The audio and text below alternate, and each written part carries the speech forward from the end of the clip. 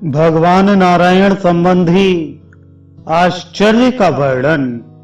राजा भद्राक्ष ने कहा, भगवान, आप सभी ब्राह्मणों में प्रधान एवं दीर्घजीवी हैं। मैं यह जानना चाहता हूं कि आपके शरीर की यह विशेषता क्यों और कैसी है।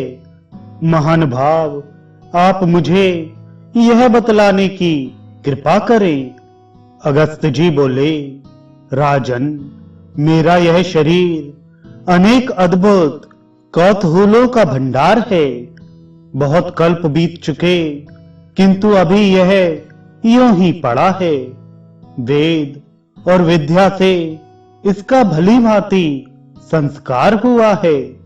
राजन, एक समय की बात है, मैं संपूर्ण भूमंडल पर घूम रहा था। घूमते घूमते मैं उस महान इलाव्रत नामक वर्ष में पहुंचा, जो सुमेरु पर्वत के पार्श्व भाग में है। वहां मुझे एक सुंदर सरोवर दिखाई दिया। उसके तट पर एक विशाल आश्रम था। उस आश्रम में मुझे एक तपस्वी दिख पड़े, जिनका शरीर उपवास के कारण शिथिल पड़ गया था तथा शरीर में केवल हड्डियां ही शेष रह गई थीं। वे वृक्ष की छाल लपेटे हुए थे। महाराज, उन तपस्वी को देखकर मैं सोचने लगा, ये कौन है। फिर मैंने उनसे कहा, ब्राह्मण, मैं आपके पास आया हूं, मुझे कुछ देने की कृपा करें। तब उन मुनि ने मुझसे कहा, द्विजवर, आपका स्वागत है। ब्राह्मण, आप यहां ठहरिए, मैं आपका आतिथ्य करने के लिए उद्यत हूं। राजन, उन तपस्वी की यह बात सुनकर मैं आश्रम में चला गया। इतने में देखता हूं कि वे ब्राह्मण देवता तेज से मानो संदीप्त हो रहे हैं। मैं भूमि पर बैठ गया। अब उनके मुख से हुंकार की ध्वनि निकली, जिससे पाताल का भेदन कर 5 कन्याएं निकल आईं। उनमें से एक के हाथ में स्वर्ण का पीड़ा था। उसने बैठने के लिए वह आसन मुझे दे दिया। दूसरे के हाथ में जल था। वह उससे मेरे दोनों पैरों को धोने लगी। अन्य 2 कन्याएं हाथ में पंखे लेकर मेरे दोनों ओर खड़ी होकर हवा करने लगी। इसके पश्चात उन महान तपस्वी ने फिर हुंकार किया। इस शब्द के होते ही तुरंत एक नौका सामने आ गई, जिसका विस्तार 1 योजन था।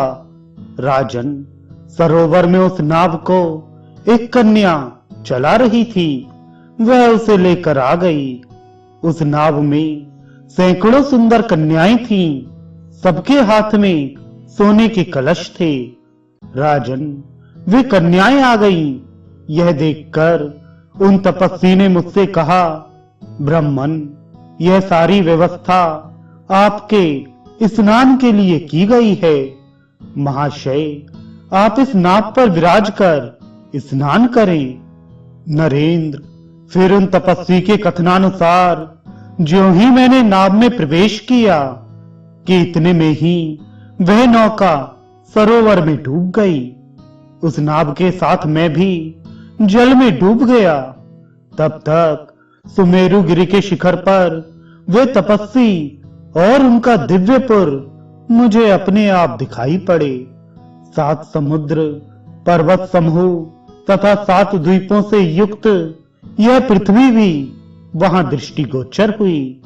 उत्तम व्रत का पालन करने वाले राजन, आज भी जब मैं यहां बैठा हूं तो वह उत्तम लोक मुझे स्मरण हो रहा है। मेरे मन में इस प्रकार की चिंता हो रही है कि कब मैं उस उत्तम लोक में पहुंचूंगा। राजन, ऐसा परब्रह्म परमात्मा का कौतुक है जो मैंने तुम्हें सुना दिया। यही मेरे शरीर की घटना है। अब तुम दूसरा क्या सुनना चाहते हो?